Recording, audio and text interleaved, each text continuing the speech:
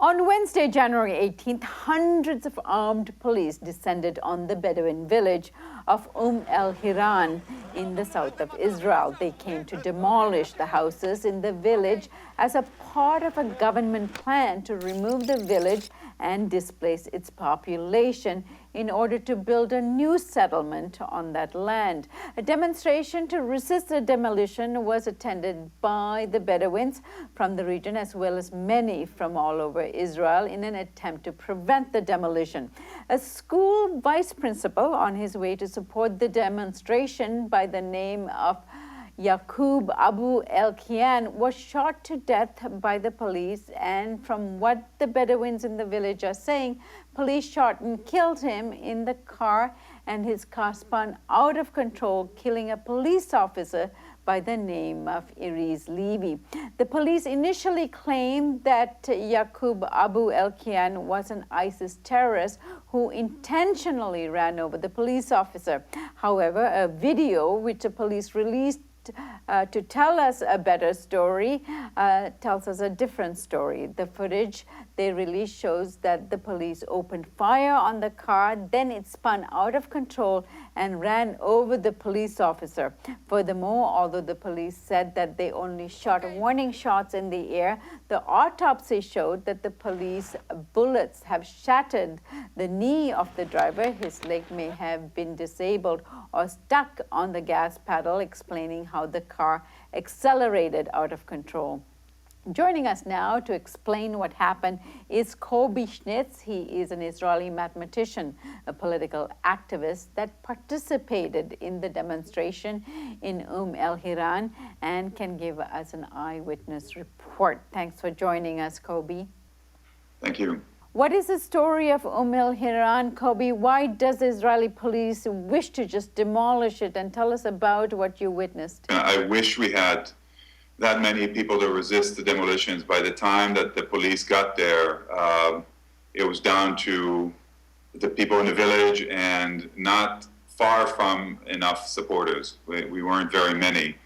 And the police were just overwhelming numbers. There was almost nothing we could do to resist them, just to protest and witness it and document what was happening there. This is not the first time that entire villages are demolished in the Negev. Long-standing government policy. The fact that the state is demolishing a Bedouin village to build on top of it settlement for Jews tells us everything we need to know about Israeli policy, the context for this, and very much about Israeli politics in general. And it played out as you would expect from the sort of security forces that does this. The units that were there are called the UAV unit. It's a unit created especially for this task. All they do is demolish Bedouin houses in the Negev. So how many police officers were there, and what was the odds between the police officers and the Bedouins?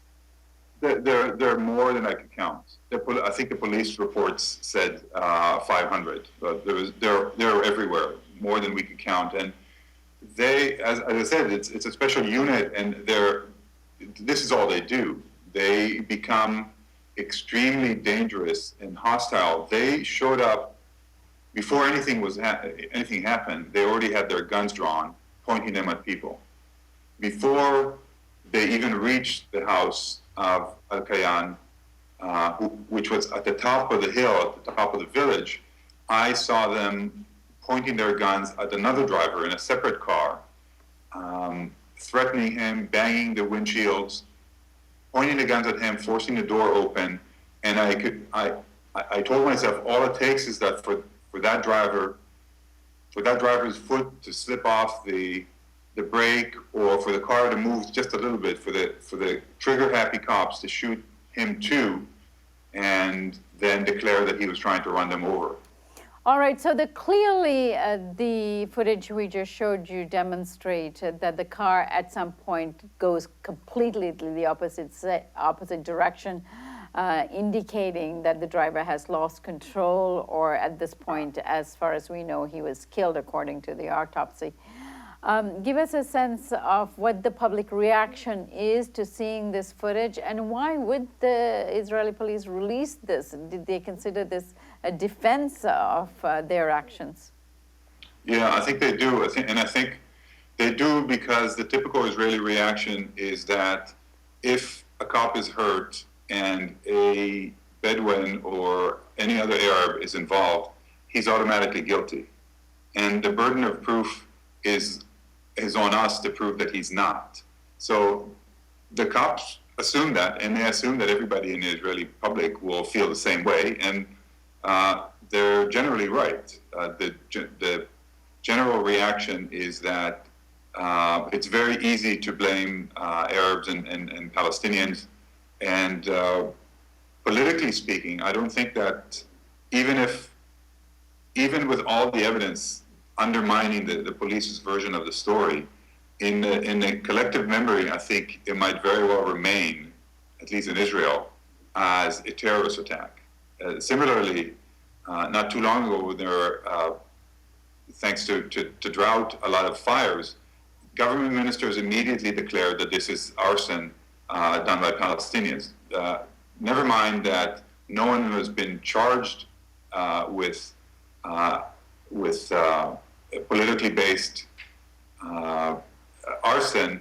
The memory of it still remains that it's the fault of Palestinians. So that's the reason they released the video. They assumed that whatever it shows, many people in Israel are going to see this as evidence of a terror attack.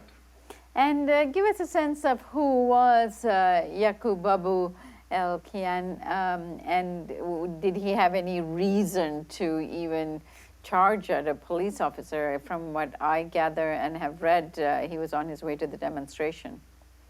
His car was full of his belongings. He was trying to leave the house. He told people the night before that no one should use violence, and as tragic as it is, they should, when the time came, they should leave and avoid being hurt, let alone hurting others. The entire community there, from the number of times that I've visited there, is extremely pragmatic, the opposite of violence, violent. Their consistent political line is not even to hold a grudge for the government that displaces them continuously. They don't even want to address that. The point that they keep making is, okay, just give us somewhere else to live. And if the government's not even willing to do that, it's not that it's willing. It's not that there's a shortage of space. It's in the desert. It's sparsely populated. The government could very easily find them lots of places to live, let alone let them live in the original lands that were taken from them in 1956. But that's out of the question. The government has only one option for Bedouins in the Negev, and that is to be concentrated in slums, in underserved cities, which is no option for them, and it's hardly even a realistic proposals that they're getting. They're simply offered nothing. You, a mathematician, what are you doing there? I think the question ought to be, of all the people who aren't there, how can they not be there when this is such an outright racist policy by the government to displace one group of people for another, and do this openly without any excuses or any other way to interpret this other than just straight out ethnic cleansing. Kobi, now in terms of the Bedouin community, give us a sense of history. How did they end up in this village? Describe the village, and why is the government so adamant to destroy it? Well, very, very briefly, the Bedouins were displaced. Many Bedouins were displaced a number of times over the last nearly 70 years of Israeli history, they are now concentrated in less than 5% of their historic lands in the Negev, and all they're asking for, their remaining claims that they have are something like 5% of the land. And this is a sparsely populated area. There is not a problem of land, it's just a problem that the government policy is to just not allow Palestinians and Bedouins to live in any way. Whatever they settle, wherever they want to establish their communities, they're just being moved and their communities being destroyed. That's the story everywhere they are. The only option to them is to live in the most underserved, poorest slums in something like a giant compound to hold them in.